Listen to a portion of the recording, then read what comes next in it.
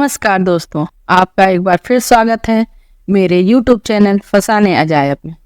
आइए सुनते हैं चित्रा बनर्जी दिवाकरुणी द्वारा रचित उपन्यास द्रौपदी की महाभारत का अगला भाग मेरी यानी डॉक्टर वंदना की आवाज में।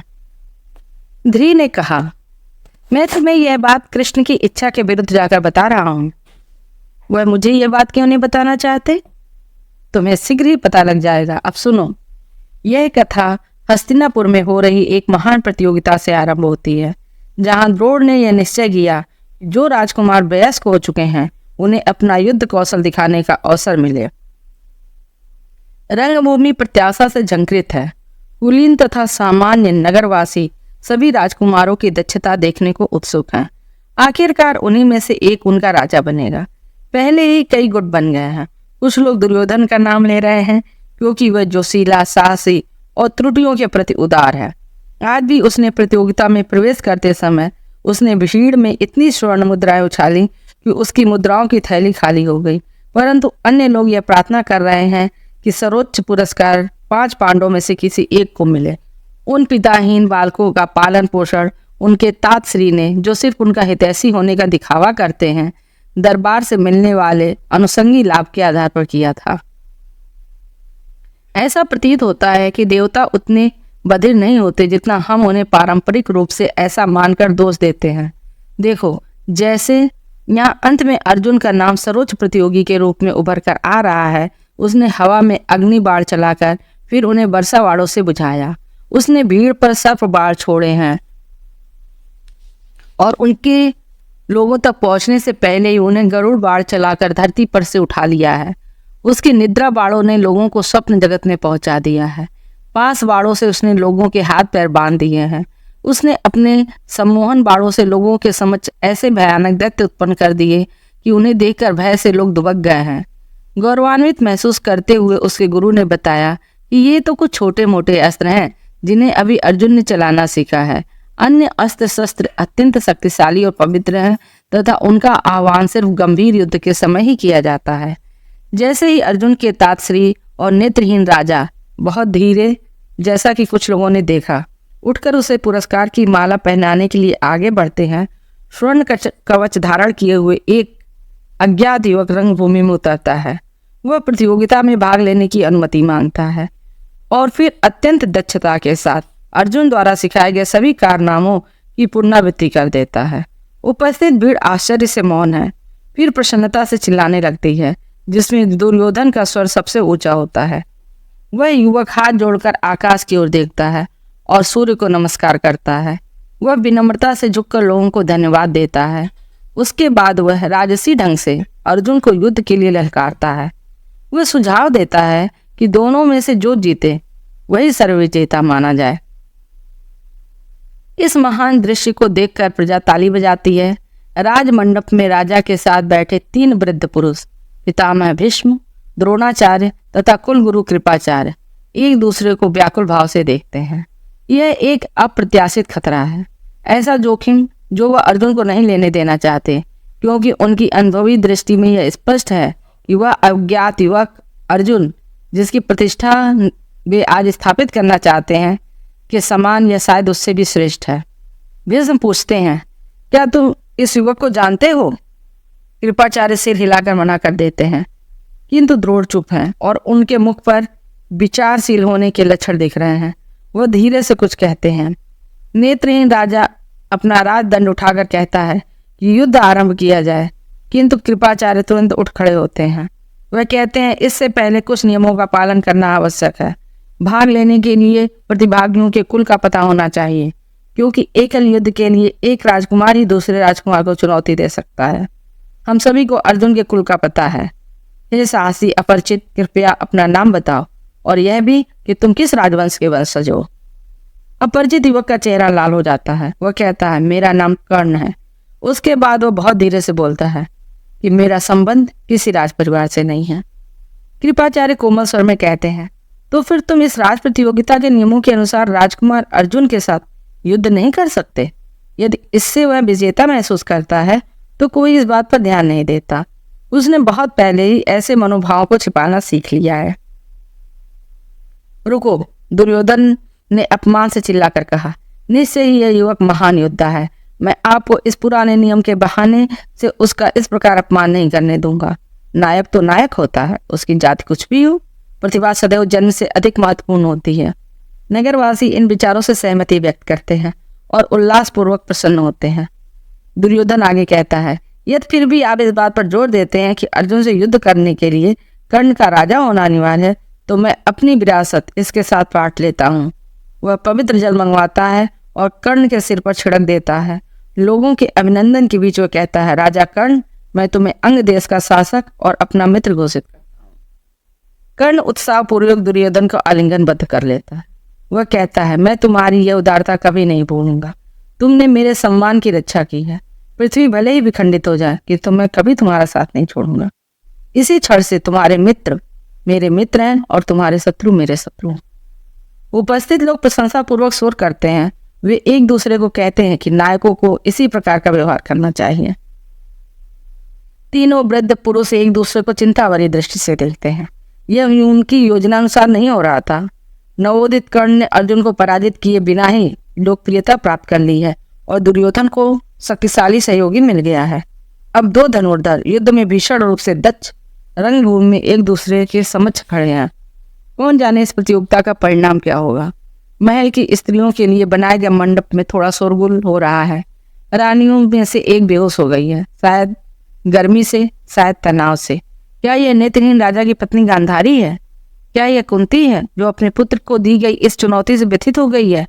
इससे पहले कि सत्य का पता लग पाए, एक वृद्ध पुरुष लंगड़ाते हुए रंगभूमि में प्रवेश करता है। उसके वस्त्रों से स्पष्ट है वह किसी निम्न जाति का है। क्या यह कोई लुहार है जो इन बातों को जानते हैं? उनका कहना है, नहीं, ये कोई सूत है। वो कर्ण की ओर बढ़ता है और घोर आश्चर्य यह है कि कर्ण अपना धनुष नीचे रखकर उस वृद्ध पुरुष को चरण स्पर्श करता है। पुत्र, वह आगंतुक कहता है, क्या यह सचमुच तुम हो जो इतने वर्षों के बाद लौटे हो?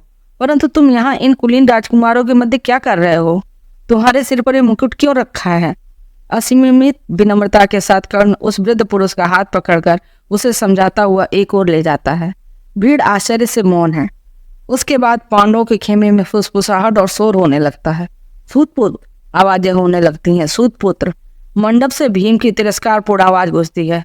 धनुष नीचे रखो ढोंगी, इसके स्थान पर अश्वशाला से अपने लिए घोड़े की चाबुक लेकर आओ।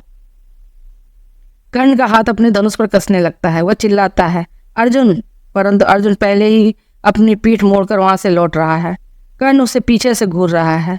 यह उसका घोर अपमान है जिसके लिए वह अर्जुन को कभी क्षमा नहीं करेगा। इसी क्षण से वह दोनों परम शत्रु हो गए। कौन जाने उस समय क्या हो जाता, किंतु सूर्य ने क्षितिज पर अस्त होने के लिए वही क्षण चुना। द्रोण को बहुत राहत मिली और उनके संकेत पर दुंदुभिवादियों ने प्रतियोगिता के अंत की घोषणा कर दी। भीड़ अनमने ढंग से असंतुष्ट स्थिति में बातें करती हुई वहां से लौटने लगी। तीनों वृद्ध पुरुष पांडवों के पास आते हैं। वे सभी मिलकर उन दिन की विचित्रता के विषय में बातचीत करते हुए कुंती के साधारण से आवास पर पहुंचते हैं। वही बेहोश हुई थी। दुर्योधन कर्ण को रात्रि मधुरा पान के लिए अपने साथ ले जाता है। उस दिन बाद में दुर्योधन रत्नों और माणिक से जड़ी डोरी वाला अपना कंठमाल स्वयं कर्ण के गले में डालकर कहेगा, मैं तुम्हें असली विजेता घोषित करता हूँ। यदि उन कायरों ने वह लड़ाई नहीं रोकी होती तो तुमने आज अर्जुन का चेहरा मिट्टी में रगड़ दिया होता। ओह, ये पांडव रूपी कीड़े सदैव मेरे राजगौड़ अपने की योजना बनाते रहते हैं। काश मेरा कोई ऐसा मित्र होता जो मुझे उनसे छुटकारा दिला पाता। कर्ण सीधा खड़ा होकर उत्तर देता है, समय आने पर मैं तुम्हारे लिए ऐसा करूंगा, मेरे स्वामी व मेरे मित्र, अथवा मैं इस प्रयास में अपने प्राण न्यौछावर कर दूंगा। इस प्रकार कर्ण राजा बन गया। मैंने कहा, कृष्ण यह बात मुझे बताना क्यों नहीं चाहते थे?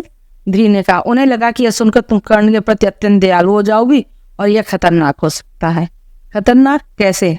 एकमात्र अर्जुन ही नहीं है जो यह स्वयंवर की वाली प्रतियोगिता में सफल हो सकता है। मेरे गले की नस जोर से धड़कने लगी। ग्लानिवश मैं मुख फेरकर अंधेरे उद्यान की ओर देखने लगी। तुम्हारा आशय है कि कर्ण भी यह कर सकता है? हाँ, दुर्योधन के साथ उसके स्वयंवर में आने की योजना है। वह तुम्हें जीतना चाहता है। हमें यह नहीं होने देना चाहिए। मैं पूछना चाहती थी, यदि वह अर्जुन जितना ही शानदार योद्धा है तो इस बात से क्या अंतर पड़ेगा कि मैं पांडव राजकुमार के स्थान पर कर्ण से विवाह कर लूं? क्या वह भी पांचाल के लिए उतना ही महान सहयोगी सिद्ध नहीं होगा? कृष्ण उसके इतना विरुद्ध क्यों है? क्या सिर्फ यह बात कि वह अपने मित्र अर्जुन का समर्थन करते हैं। यहाँ कुछ अन्य गोपनीय बातें भी थी, किंतु मैंने महसूस किया कि मेरा सरल हृदय भाई उन बातों से अनवगत था। इसलिए मैंने पूछा, तुम उसे रोक कैसे सकते हो? यदि वो जीत गया तो क्या पिताजी के वचन की प्रतिष्ठा से बंधे हुए नहीं हैं? परिवार की प्रतिष्ठा किसी भी अन्य प्रतिष्ठा से अधिक श्रेष्ठ है, मेरे भाई ने कहा। वह क्षण भर के लिए रुका, मानो मेरी असहमति की प्रतीक्षा कर रहा है। मैं कोई मार्ग सोचता हूँ, कृष्ण मेरी सहायता करेंगे। तुम्हें भी अपनी भूमिका निभानी चाहिए। मैं धीरे से तर्क नहीं करना चाहती थी, किंतु मैं अपने परिवार की प्रतिष्ठा के लिए कर्ण का विरोध भी नहीं करना चाहती थी। मैंने पूछा, अधिरथ ने कहा था कि कर्ण बहुत समय के लिए कहीं चला गया था। क्या तुम्हें पता है कि वह कहाँ गया था? ध्री ने गंभीरता से सिर हिलाकर हामी भरी। कर्ण के जीवन के वह वर्ष व्यर्थ हो गए। यह उसके जीवन का सबसे महत्वपूर्ण भाग है, और यही मुख्य कारण है कि मैं तुम्हें इसके विषय में बता रहा हूँ। जीवन के आरंभिक समय में कर्ण की धनुर्विद्या में रुचि रही। 16 वर्ष की आयु में स्वयं को अधिरथ का पुत्र मानते हुए वह सर्वश्रेष्ठ गुरु द्रोण के पास जाता है। वह स्वीकार करता है कि वह निम्न जाति से है, तथापि वह द्रोण से प्रार्थना करता है कि वह उसे अपना शिष्य बना ले। परंतु द्रोण राजकुमारों के साथ व्यस्त होते हैं। वह कहते हैं कि मैं एक सूत पुत्र को शिक्षा नहीं दूंगा। निराश और अपमानित होकर कर्ण यह प्रण लेता है कि वह द्रोण से भी श्रेष्ठ गुरु से शिक्षा प्राप्त करेगा।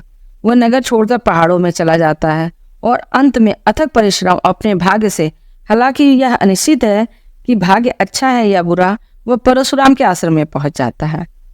द्रोण के भी गुरु, मैंने धीरे से कहा, क्या उन्होंने एक बार पृथ्वी को क्षत्रियों को से इसलिए रिक्त नहीं कर दिया था कि वे लोग भ्रष्ट हो गए थे? ध्री ने हामी भरी। क्योंकि सत्य बोलकर उसे पहले भी लाभ नहीं हुआ था, इसलिए वह फिर से खतरा नहीं उठाना चाहता था। वह परशुराम से कहता है कि वह ब्राह्मण है। उसकी दक्षता देखकर ऋषि उसे शिक्षा देने के लिए तैयार हो जाते हैं।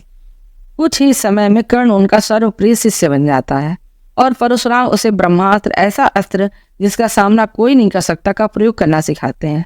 परशुराम के आश्रम से जाने से एक दिन पूर्व कर्ण अपने गुरु के साथ वन में भ्रमण के लिए जाता है।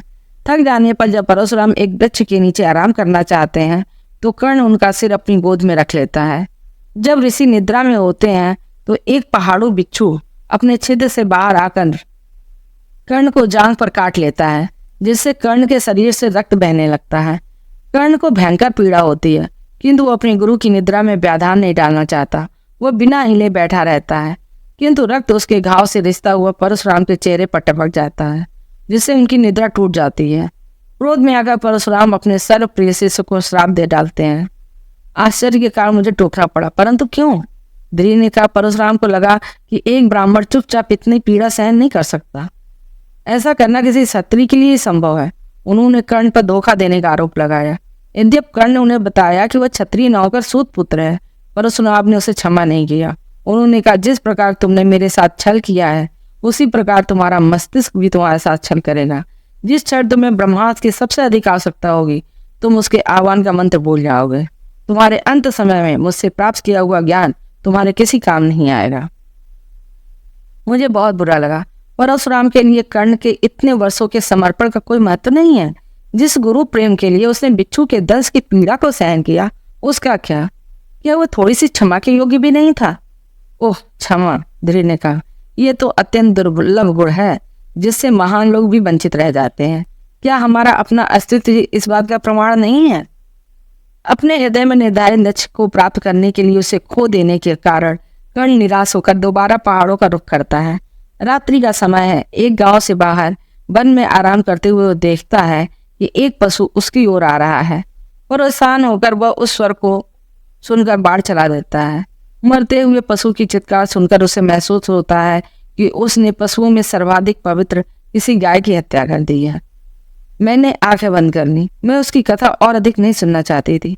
मैं चाहती थी कि उस पशु के हत्यारे के रूप में पकड़े जाने से पहले कर्ण वहां से चला जाए। मुझे पता था कि वो ऐसा नहीं करेगा। सुबह होने पर गाय के स्वामी को खोज लेता है, उसके समक्ष अपने कृत्य को स्वीकार करता है और क्षतिपूर्ति करने की याचना करता है।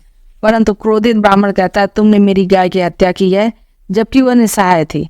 तुम भी इसी प्रकार का निस्सहाय स्थिति में अपने प्राण गंवाओगे। कर्ण उससे इस श्राप को बदलने की प्रार्थना करता है और कहता है, मुझे मृत्यु का भय नहीं है, परंतु मुझे क्षत्रिय की भांति मरने दो। ब्राह्मण उसकी प्रार्थना अस्वीकार कर देता है। मैंने धीरे से कहा, इतनी विपत्तियों के बाद भी कर्ण किस प्रकार जीवित रह पाया? धीरे ने कंधे उचकाए। आत्महत्या कायरों का काम है। कर्ण ने कुछ भी भूल की हो, किंतु कर्ण कायर नहीं है। मैंने तुम्हें यह बात कृष्ण के परामर्श के विरुद्ध 2 कारणों से बताई है। पहला यह है कि अज्ञात सदैव ज्ञात से अधिक आकर्षक होता है, किंतु यहाँ मेरा भाई गलत था। सत्य से अधिक शक्तिशाली कुछ नहीं होता। कर्ण की कथा का प्रत्येक विवरण मेरे शरीर में कांटे की तरह गड़ गया, जिसने मुझे उससे जोड़ दिया और मैं उसके लिए सुखी जीवन की कामना करने लगी। किंतु यह भी है, ध्रुव बोलता रहा, मैं चाहता हूँ कि तुम इस बात को समझो कि कर्ण शापित है। जो भी व्यक्ति उसके साथ जुड़ेगा वो भी शापग्रस्त हो जाएगा। मैं नहीं चाहता कि तुम्हारे साथ ऐसा हो, क्योंकि तुम मेरी बहन हो और तुम्हारा जन्म इतिहास बदलने के लिए हुआ है। तुम्हें साधारण नक्षत्राधीन कन्या की बात व्यवहार करने की छूट नहीं है। तुम्हारे कार्यों के परिणाम हम सबको नष्ट कर सकते हैं। इस प्रकार दबाव में रखे जाने से मैं खिन्न थी, किंतु उससे भी अधिक मैं उसके स्वर के दृढ़ विश्वास से भयभीत थी। इतने समय में भी मुझे कभी कुछ पता नहीं लगा कि वो मेरी नीति को इतनी ही गंभीरता से ले रहा है जितनी अपनी स्वयं की। फिर भी मैंने हल्के स्वर में कहा, मुझे प्रसन्नता है कि तुम्हें मेरे सामर्थ्य पर इतना विश्वास है, परंतु कृष्ण ने जो कहा वह तुम्हें याद है? हम समय के हाथ में मोहरों से अधिक कुछ नहीं है। मोहरों के पास भी विकल्प होता है, मेरे भाई ने कहा। जिस दिन शिखंडी ने यहाँ से वन के लिए प्रस्थान किया था, उस दिन मैं भी उसके साथ जाना चाहता था। पीछे मुड़कर इस महल को देखे बिना जाना चाहता था। अपना जीवन वृक्षों के नीचे शांति से बिताना चाहता था। उस दुर्भाग्यपूर्ण नियति से बचना चाहता था जिसकी ओर मुझे अपने जन्म के क्षण से धकेला जा रहा है। मैं ऐसा कर सकता था। शिखंडी मुझे इतनी कुशलता से छिपा सकता था कि समूची पांचाल सेना भी मुझे खोज नहीं पाती, परंतु मैंने ऐसा नहीं किया। क्यों? मेरा कंठ सूख रहा था। मैं सोचती थी कि मैं अपने संयमी और समर्पित भाई को बहुत अच्छी तरह समझती हूँ, किंतु मैं कितनी गलत थी। मैं 2 कारणों से रुक गया, तेरी ने कहा। एक कारण तो तुम हो। मैं खुशी से तुम्हारे साथ चल पड़ती, मैंने उत्साही होकर कहा, यह तुम मुझसे कहते। दूसरा, वह रुक कर बोला और उसकी कठोर आवाज मेरे कानों को चीर रही थी, मैं स्वयं हूँ। धी के प्रति स्नेह के कारण मैंने पूरी रात कर्ण के विचार को अपने मस्तिष्क से दूर रखने का अभूतपूर्व प्रयास किया, किंतु क्या छलवी वायु से को रोक सकती है? उन स्त्रियों की कथाओं के अंश मेरे मस्तिष्क में तैर रहे थे जिन्होंने अपने गुणों की शक्ति से अपने पतियों के दुर्भाग्य का सामना किया और अपने पतियों की रक्षा की। शायद मैं भी कर्ण के लिए ऐसा कर सकती थी। उस आशा के मध्य ग्लानि का एक भाव मेरे मन में तेंदुए की भांति लपका। ध्रुव ने अपने भाग्य का उस समय क्यों नहीं बचाव किया जब उसके पास ऐसा करने का अवसर था? मैं विशाल महार वृक्षों की छाया में निश्चिंत अवस्था में उसकी कल्पना करने लगी और उसकी तनी हुई भावनाएं जो उसके व्यक्तित्व को नष्ट कर देती थी अब चिंता मुक्त लग रही थी। परंतु अगले ही क्षण मुझे उसकी वचनबद्धता पर गर्व हुआ, उसी तरह जैसे कर्ण द्वारा ब्राह्मण के क्रोध को सहन करने पर हुआ था। मुझे पता था कि मुझे उन दोनों में तुलना नहीं करनी चाहिए और मेरी निष्ठा सिर्फ अपने भाई के प्रति होनी चाहिए। निद्रा और जागृति के बीच झूलते वह दोनों पुरुष मानव मेरे मस्तिष्क में पिघलते रहे। उनके स्वभाव, उनकी नियति में कितनी समानता थी। वह इन दोनों को त्रासदी की ओर धकेल रही थी और उन्हें खतरनाक श्रेष्ठतापूर्ण कार्य करने पर विवश कर रही थी। वे दोनों युद्ध में कितने भी दक्ष हों, अंत में उससे कोई लाभ नहीं था, क्योंकि वे सदैव अपनी अंतरात्मा के हाथों पराजित हो जाते थे। किस क्रूर देवता ने उनके मस्तिष्क के ताने बाने को इस प्रकार निर्मित किया था कि वे उससे भी आज कभी मुक्त नहीं हो सकते थे, और मेरे लिए उसने क्या जाल बिछाया था। कुंडलीदार सफेद सद की बात चांदी की तस्तरी में रखी वरमाला मेरे हाथ जितनी मोटी थी, मुझे उससे भय लग रहा था, क्योंकि मेरे विचार से वह किसी भी समय मुझ पर आक्रमण कर सकती थी। अब क्या हुआ? दाई माँ ने कहा, तुम्हारा चेहरा काले पड़ गए मटके की तरह फुमला क्यों गया है? यह बहुत भारी है, मैंने कहा, और कहते हुए मैं उस माला को किसी के गले में डालने की कल्पना कर रही थी। मुझे उसकी तंतुनिमा और बल खादी पेशियां स्पष्ट दिख रही थीं, जबकि चेहरा निराशाजनक रूप से रिक्त था। हास्यास्पद, दाई माँ ने कहा, यदि वह सच्चा नायक होगा तो इसका भार उठा पाएगा, और तुम्हारा भी, उन्होंने पलक झपकते हुए जोड़ा। सेवक मेरे आसपास घूम रहे थे। दुल्हन के गालों के लिए थोड़ा और कमाल पराग, विवाह की साड़ी का सफेद और स्वर्णिम किनारा इस प्रकार लपेटा गया जिससे उसके स्तनों का उभार अधिक दिखाई पड़े और उससे कौमारता का आभास भी पैदा हो। एक वृद्ध महिला ने शरारती मुस्कान के साथ मेरी नाभि पर चंदन का लेप लगाया चूड़ियाँ, कमरबंद, पायल, रत्न जड़ित नाक की लौंग इतनी बड़ी थी कि संभालने के लिए उसे मेरे जूड़े के साथ एक पतली जंजीर से बांधा गया। मैंने दाई माँ से कहा, मुझे ऐसा प्रतीत हो रहा है कि मैंने युद्ध कवच पहना हुआ है। ऐसा ही है, वो बोली। अब टाल मटोल बहुत हो चुकी, तुम्हारा भाई चलते चलते बाहर का बरामदा घिस देगा। ध्री कक्ष के बाहर मेरी प्रतीक्षा कर रहा था ताकि वो मुझे विवाह के समागृह तक ले जा सके, जहाँ राजागण पहले से पहुंच चुके थे। वह अपनी परंपरागत दक्षता में बहुत गंभीर था। मैंने देखा उसके पीछे म्यान लटक रही थी, जिसके ऊपर उड़ते हुए पशु खुदे हुए थे। यह तलवार किस लिए है? मैंने पूछा। दाई माँ ने कहा, ये कैसा प्रश्न है? क्या तुम्हें पता नहीं कि अपनी बहन के सम्मान की रक्षा करना भाई का पावन कर्तव्य होता है? आज तुम्हारे लिए लार टपकाते हुए उन निकृष्ट राजाओं से निपटने में ये बहुत व्यस्त रहेगा। अपनी अश्लीलता मुझे रत्ती भर भी विस्मित नहीं करती है, ध्री ने दाई माँ से कहा। वह हंसी और उसने कान पर हल्का सा थप्पड़ मारकर जल्दी से राज परिचारकों के सर्वश्रेष्ठ स्थान पर जा बैठी। मुझे तलवार का सही कारण पता था। ध्री को संकट की आशंका थी। मैंने गरज व संगीत के शोर में नवागंतुकों की सूचना सुनी। अश्वों की हिनहिनाहट, हाथियों की चिल्लाहट और अस्त्र शस्त्रों की झंझनाहट हुई थी। ध्री ने कहा, राजा लोग अपने साथ योद्धा लाए हैं, वे बाहर आकर खड़े हैं, परंतु चिंता मत करो, समस्त पांचाल सेना भी सशस्त्र तैयार है। मुझे यह बताने के लिए धन्यवाद, मैंने कहा। अब मैं स्वयं को पूरी तरह शांत महसूस कर रही हूँ। क्या तो उन्हें कभी किसी ने यह बताया? वो बोला कि कटाक्ष करना नववधू को शोभा नहीं देता। जो ही मैंने विवाह कक्ष में प्रवेश किया, वहां तत्काल सन्नाटा छा गया, मानो मैं कोई तलवार थी जिसने एक साथ सभी की स्वर तंत्रियां काट दी। अपने घूंघट के पीछे से मैं गंभीर होकर मुस्कुरा रही थी। इस शक्तिशाली क्षण का आनंद लो, मैंने स्वयं से कहा, क्योंकि हो सकता है कि यह तुम्हारा एकमात्र ऐसा क्षण हो। सर्वप्रथम धी ने मुझे राजगढ़ दिखाए, जो सिर्फ स्वयंवर देखने आए थे, जिनसे मुझे घबराने की आवश्यकता नहीं थी। देखो कृष्ण, वह मेरा मित्र, मेरी खींच, वहाँ किसी साधारण व्यक्ति की तरह अपने भाई के साथ बैठा था। जैसे ही कृष्ण ने आशीर्वाद और अभिनंदन स्वरूप अपना हाथ उठाया, उनके मुकुट का चंचल मोरपंख नीचे को झुक गया। कच्छ में दर्शकों की जाति के आधार पर वर्गीकृत किया गया था। वैश्य वर्ण को नीले रंग के ध्वज से, जिसके ऊपर व्यापारी जहाज बना हुआ था, दर्शाया गया था। गेहूं की कटाई करता कृषक शूद्र वर्ण का चिन्ह था। ब्राह्मणों को श्रेष्ठ आसन दिए गए थे, जिन पर पीठ साधने के लिए फुदने वाले मसलन लगे थे। श्वेत रेशम पर बना हुआ हवन करता पुजारी उनका ध्वज का प्रतीक था। अब ध्री ने महत्वपूर्ण प्रतियोगिताओं की ओर संकेत किया। मैंने उन्हें उनके चित्रों से मिलाने का प्रयास किया, किंतु वो सभी उससे अधिक भारी व वृद्ध नजर आ रहे थे और उनके लक्षण आयु अथवा चिंता से सपाट हो गए थे। इतनी विशाल सभा के सम्मुख पराजित होना, हालांकि एक को छोड़कर शेष को तो पराजित होना ही था, निश्चित ही बहुत बड़ा सार्वजनिक अपमान होगा। इस पराजय की खटास अनेक वर्षों तक मुंह में रहेगी। अपने भाई की कठोर आवाज से मुझे पता लग गया उनमें सबसे खतरनाक कौन थे। इसलिए नहीं कि वह विजयी हो सकते थे, अब इसलिए कि वो पराजित होने के बाद कुछ भी कर सकते थे। अर्जुन, मैंने अंत में पूछा। यहाँ नहीं है। मुझे यह देखकर आश्चर्य हुआ कि उसने किस प्रकार अपने स्वर को नीरस बनाना सीख लिया था। वह अन्य नाम बताता चला गया। जब रुका तो मैंने पूछा, क्या बस इतने ही हैं? वो मेरे प्रश्न के पीछे पे प्रश्न को समझ गया।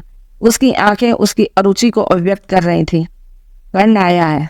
ध्रीर ने उसकी ओर संकेत नहीं किया, किंतु मैंने उसे पहचान लिया। दुर्योधन के साथ संगमरमर के स्तंभ के नीचे वह आधा छिपा हुआ था। मेरा हृदय इतनी जोर से धड़क रहा था कि मुझे लगा ध्री उसकी आवाज सुन लेगा। मैं कर्ण की ओर देखकर जानना चाहती थी, क्या सचमुच उसके नेत्र उतने ही उदासीन थे जितने उस चित्रकार ने बनाए थे? किंतु मुझे यह पता था कि ऐसा करना उपयुक्त नहीं होगा। मैंने उसके हाथों पर ध्यान दिया। उसकी कलाइयाँ उपेक्षापूर्ण ढंग से आभूषणहीन थीं और उसकी उंगलियों की गांठें शक्तिशाली किंतु फूटी हुई थी। यदि मेरे भाई को पता लग जाता कि मेरी उन्हें छूने की इच्छा कितनी प्रबल थी, वह आवेश से भर जाता। दुर्योधन ने टिप्पणी की, शायद मेरे विषय में, और उसके साथीगण अपने घुटनों पर हाथ मारकर जोर से हंसने लगे। एकमात्र कर्ण था, मैंने देखा, जो कि इसी लौ की बात स्थिर बैठा रहा।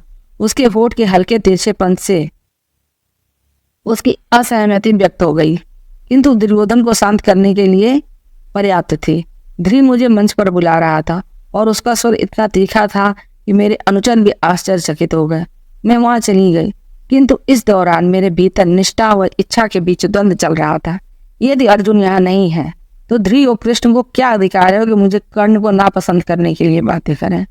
तभी तुरही का सरगुजा। प्रतियोगिता आरंभ हो चुकी थी। बाद में खांडव वन के दाह तथा उसके स्थान पर विस्मयकारी चीजों से भरा महल निर्मित होने के बहुत पश्चात, द्यूत क्रीड़ा के बाद, छल तथा क्षति, निर्वासन एवं वापसी के बाद, युद्ध और उसके फलस्वरूप अस्थियों का पर्वत बनने के पश्चात भाट चारण इस स्वयंवर को अमर कर देंगे, जिसके विषय में कुछ लोगों का मानना है कि वह ही इसका आरंभ था। वे इस बात को इस तरह से ही गाएंगे। आज से सुगंधित एवं चिंताओं से भरे उस कच्छ में, जहाँ गर्व की बांसुरी और क्रोध का ढोल बज रहा था, भारत के महानतम राजागण किंधार धनुष को धरती से उठा नहीं पाए थे। मुट्ठी भर जो निशाना साध कर बाढ़ चला सके, वो मछली की आग भेदने में सफल नहीं हुए। जरासंध का निशाना उसकी उंगली की चौड़ाई जितना, कल्ले का सेम की बीज जितना, शिशुपाल का निशाना तिल जितना चूक गया। जब दुर्योधन ने बाढ़ चलाया तो दर्शकों ने प्रसन्नता से शोर मचाया, किंतु प्रबंधक ने लक्ष्य का निरीक्षण करने के बाद घोषणा की कि कौरव राजकुमार का निशाना सरसों के बीज जितना चूक गया था। अब सिर्फ कर्ण शेष रह गया था। सिंह की बात वो अपने आसन से उठा। उसके कवच पर प्रकाश स्वर्णिम अयाल की बात चमक रहा था। उसने इस पूर्व दिशा की ओर मुड़कर सूर्य की ओर उत्तर दिशा में अपने गुरु को प्रणाम किया। वह इतना महान था कि अपने गुरु द्वारा श्राप दिए जाने के बावजूद उसके मन में उनके लिए दुर्भावना नहीं थी। उसने किंधार की ओर बढ़ते हुए उसके सम्मान में हाथ जोड़े और उसने वह धनुष इतनी सरलता से उठा लिया मानो वह बच्चों के लिए सरकंडे का बना धनुष हो। यह देखकर समस्त सभा स्तब्ध रह गई। जो इसने धनुष की प्रत्यंचा चढ़ाकर टंकार की, एक गहन और संगीत में कंपन सभा में गूंज उठा, मानो स्वयं धनुष ही उस गीत को गा रहा हो। यहाँ तक कि मैं भी मुग्ध हो गई। तभी उसके प्रत्युत्तर में एक आवाज आई। पृथ्वी कांपने लगी और दूर कहीं गीदड़ और गिद्धों का रुदन सुनाई देने लगा। ब्राह्मणों ने इन अपशकुनों को सुनकर सिर हिलाया और परस्पर धीमे स्वर में कहने लगे कि यदि यह व्यक्ति प्रतियोगिता जीत गया तो हम लोगों पर कैसी विपत्ति आएगी। कृष्ण अपने स्थान से उठ खड़े हुए और महर्षि व्यास, जिन्होंने ध्यानावस्था में इस समूची पृथ्वी के इतिहास को पहले से ही देख लिया था, कर्ण को सावधानी से देखने लगे, क्योंकि यही वह क्षण था जब इतिहास का मार्ग अच्छाई तथा बुराई के मध्य झूल रहा था। धृष्टद्युम्न, जो मेरे निकट खड़ा था, एक कदम आगे बढ़ा और बोला, कर्ण, यद्यपि तुम अपने युद्ध कौशल के लिए प्रसिद्ध हो, मेरी बहन किसी निम्न जाति के व्यक्ति को अपना पति नहीं चुन सकती। इसलिए मेरा तुमसे विनम्र अनुरोध है कि तुम लौट जाओ और अपना आसन ग्रहण कर लो।